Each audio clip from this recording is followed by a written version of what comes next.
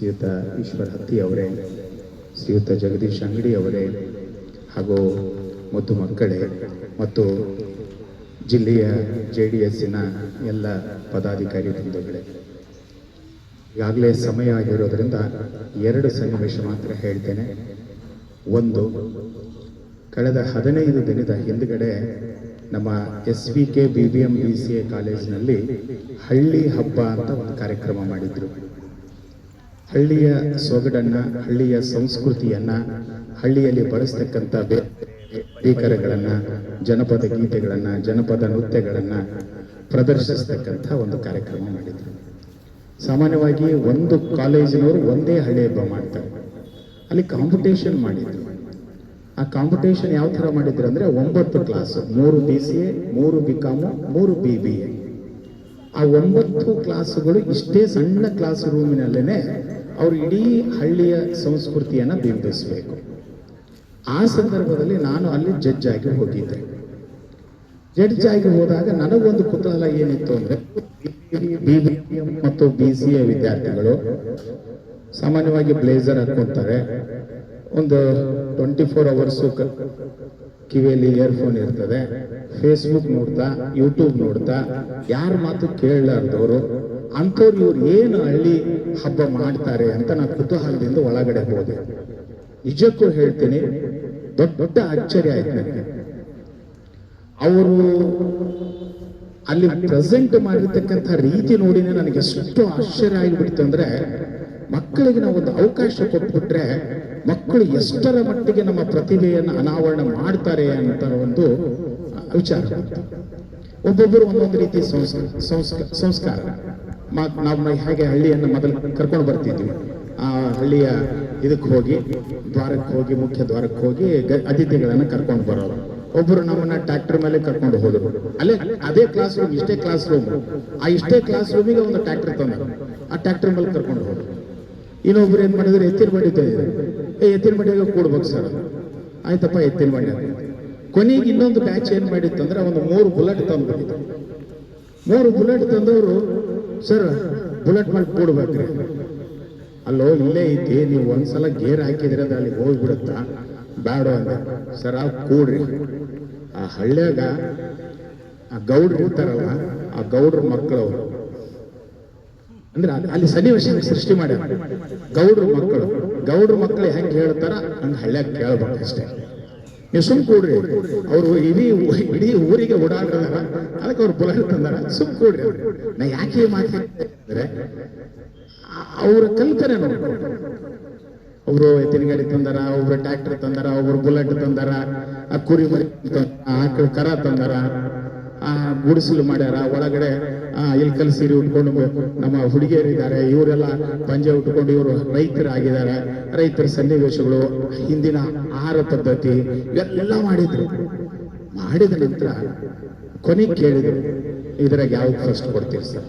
ನಾ ಯಾವ್ದಕ್ಕೂ ಫಸ್ಟ್ ಕೊಡೋಷ್ಟರ ಮಟ್ಟಿಗೆ ಸಮರ್ಥ ಇಲ್ಲ, ಎಲ್ಲವೂ ಫಸ್ಟ್. ಒಂದು ಹುಡುಗಿ ಬಂದು ಕೇಳಿದ್ರು, ಒಂದು ಬ್ಯಾಚ್ ಬಂದು ಕೇಳಿದ್ರು, ಸರಿ ಇವತ್ತಿನ ಕಾರ್ಯಕ್ರಮ ನಿಮ್ಗೆ ಹೆಂಗ ಅನಿಸ್ತು? ಸಡನ್ ಆಗಿ ನಾವು ಒಂದೇ ಮಾತು ಹೇಳಿದೆ, ಇವತ್ತು ನಿಮ್ಮೆಲ್ಲರ ರೂಪದಲ್ಲಿ ನನ್ನ ತಾಯಿಯನ್ನು ನೋಡ್ತಾ ಇದ್ದೀನಿ. ನನಗೆ ಅದಕ್ಕಿಂತ ನನ್ನ ತಾಯಿಗಿಂತ ಮಿಗಿಲಾದಂಥ ದೇವರಿಲ್ಲ.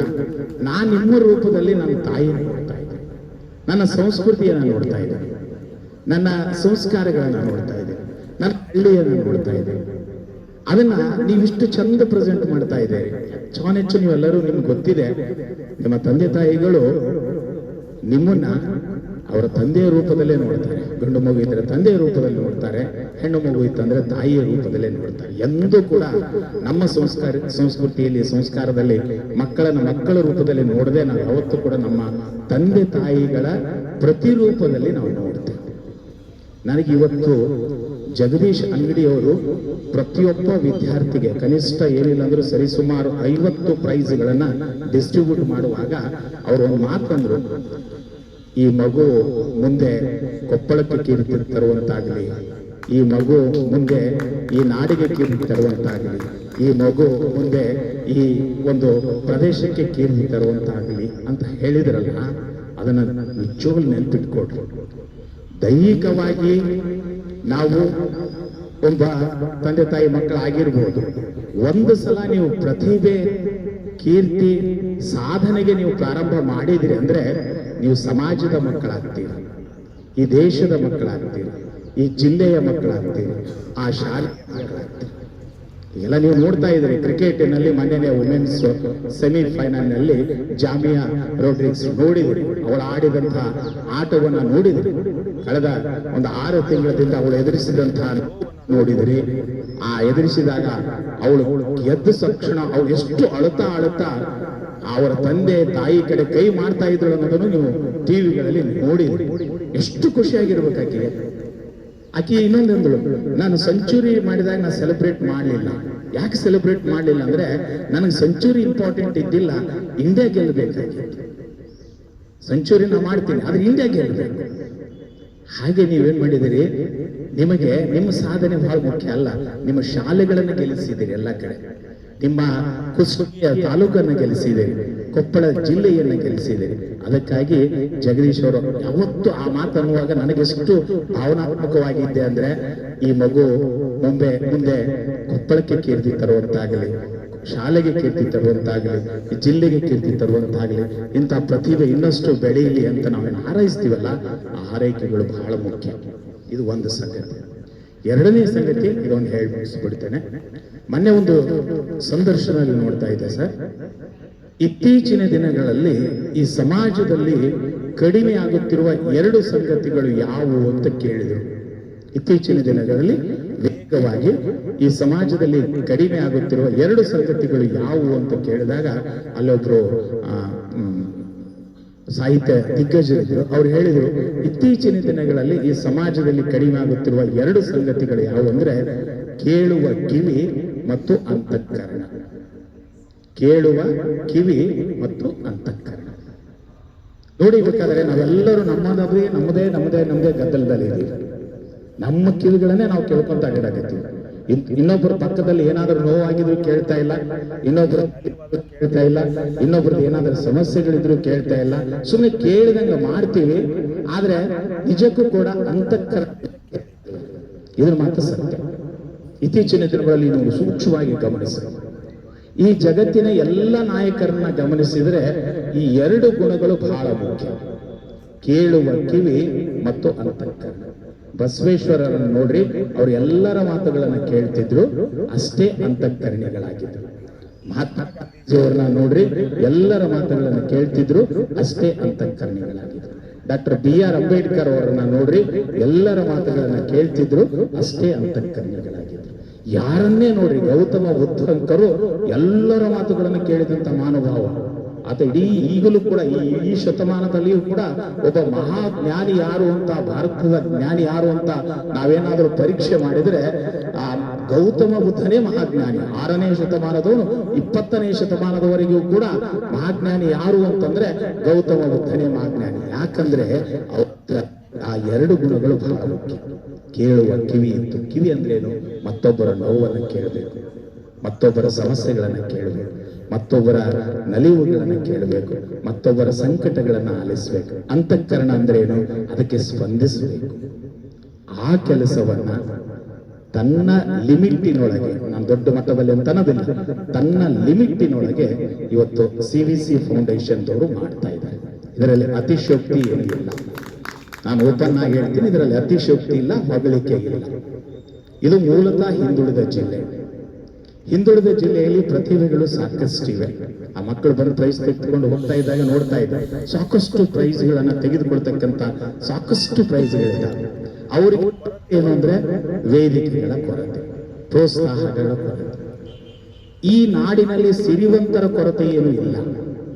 ಶ್ರೀಮಂತರಿಲ್ಲಪ್ಪ, ಯಾರು ಪ್ರೋತ್ಸಾಹ ಮಾಡೋರು ಇಲ್ಲ ಅಂತ ಅನ್ನಂಗಿಲ್ಲ. ಆದರೆ ಅವರ ಆ ಪ್ರತಿಭೆಗೆ, ಅವರ ಅಲ್ಲಿರ್ತಕ್ಕಂಥ ಅವರ ಸ್ಪರ್ಧಾ ಮನೋಭಾವಕ್ಕೆ ಒಂದು ಸಣ್ಣ ವೇದಿಕೆಯನ್ನು ಕಲ್ಪಿಸೋಣ ಅನ್ನುವಂತ ಅಂತಃಕರಣ ಈ 2 ದಂಪತಿಗಳ ಹತ್ರ ಇದೆ. ಅದರಿಂದಾಗಿ ಇವತ್ತು ಸಣ್ಣ ಮಟ್ಟದಲ್ಲಿ ನಿಮಗೆ ಒಂದೊಂದು ಪ್ರೈಸ್ ಕೊಟ್ಟಿರಬಹುದು, ಅಥವಾ ಈ ಒಂದು ವೇದಿಕೆ ಮೂಲಕ ನಿಮಗೆ ಶವಾಶ್ ಅಂದಿರ್ಬೋದು. ಆದ್ರೆ ಒಂದಲ್ಲ ಒಂದು ದಿನ ನೆನ್ಪಿಟ್ಕೊಳ್ಳಿ, ನೀವು ಈ ಪ್ರೈಸ್ ಅನ್ನ ಬಹಳಷ್ಟು ನೆನೆಸ್ತೀರಿ. ಯಾಕಂದ್ರೆ ಈ ವೇದಿಕೆ ನಿಮ್ಮ ಮುಂದೆ ಒಂದು ದೊಡ್ಡ ವೇದಿಕೆಗೆ ಏನಾಗುತ್ತೆ ಅಂದ್ರೆ ಸ್ಟೆಪ್ಪಿಂಗ್ ಸ್ಟೋನ್ ಆಗುತ್ತೆ. ಆ ನಿಟ್ಟಿನಲ್ಲಿ ಇವರು ಮಾಡ್ತಾ ಇದ್ದಾರೆ. ಸಮಯ ಬಹಳಷ್ಟಿದೆ ಸರ್, ಇದೇ ತರ ನೀವು ಮುಂದುವರಿಸ್ರಿ. ನಿಮಗೆ ಈ ಮಕ್ಕಳ ಆಶೀರ್ವಾದ ಏನಿದೆಯಲ್ಲ ಅದು ಯಾವತ್ತೂ ಕೂಡ ವಿಫಲವಾಗೋದಿಲ್ಲ. ಮಕ್ಕಳು ನಿಮ್ಮನ್ನ ಎಷ್ಟು ಚೆನ್ನಾಗಿ ನಿಮ್ಮನ್ನ ಕರೀತಾರೆ, ಎಷ್ಟು ಚೆನ್ನಾಗಿ ಆಶೀರ್ವಾದ ಮಾಡ್ತಾರೆ, ಅದು ನಿಮಗೆ ಖಂಡಿತವಾಗಿ ಕೂಡ ನಿಮ್ಮ ಯಶಸ್ಸನ್ನ ಮುಟ್ಲಿಕ್ಕೆ ಸಹಾಯ ಮಾಡ್ತದೆ ಅಂತ ಹೇಳ್ತಾ, ಇನ್ನು ಹೆಚ್ಚಿನ ಕೆಲಸಗಳನ್ನ CVC ಫೌಂಡೇಶನ್ ಅವರು ಮಾಡ್ಲಿ, ಇನ್ನು ದೊಡ್ಡ ಸಾಧನೆಗಳನ್ನ ಅವ್ರು ಮಾಡಬೇಕಾಗಿದೆ. ಆ ನಿಟ್ಟಿನಲ್ಲಿ ಅವ್ರು ಕೈಗೊಳ್ಳಿ ಅಂತ ಹೇಳ್ತಾ, ಇಲ್ಲಿ 2 ವಿಷಯಗಳನ್ನು ಕೊಟ್ಟಿದ್ರು. ಕನ್ನಡ ನಾಡಿಗೆ ಕೋಪಣ ನಗರಿ, ಜಯ ಭಾರತ ಜನನೀಯ ತನುಜಾತೆ, ಜಯ ಹೇ ಕರ್ನಾಟಕ ಮಾತೆ. ಈ 2 ನೋಡಿ ಎಷ್ಟು ಅದ್ಭುತವಾಗಿರ್ತಕ್ಕಂಥ ಸಂಗತಿಗಳು. ಕುವೆಂಪು ಅವ್ರನ್ನ ಓದ್ಕೋಬೇಕು, ಮೊದಲು ಕುವೆಂಪು ಅವ್ರನ್ನ ಓದ್ಕೊಡಿ. ಅದ್ಭುತ ಕವಿ ಕುವೆಂಪು ಅವ್ರನ್ನ ಓದಿದ್ರೆ ನಿಮ್ಗೊಂಥರ ಏನೋ ಒಂದು ರೋಮಾಂಚನ ಆಗುತ್ತೆ. ಆ 2 ರೋಮಾಂಚನದ ವಿಷಯಗಳ ಬಗ್ಗೆ ಮಾತಾಡ್ಲಿಕ್ಕೆ ನನಗೆ ಅವಕಾಶ ಕೊಟ್ಟಿದ್ದೀರಿ. ಅದಕ್ಕಾಗಿ ನಿಮಗೆ ಈ ಸಂದರ್ಭದಲ್ಲಿ ನಾನು ಹೃತ್ಪೂರ್ವಕ ಧನ್ಯವಾದಗಳನ್ನು ಅರ್ಪಿಸ್ತಾ ನಾನು 2 ಮಾತನ್ನು ಮುಗಿಸ್ತೇನೆ.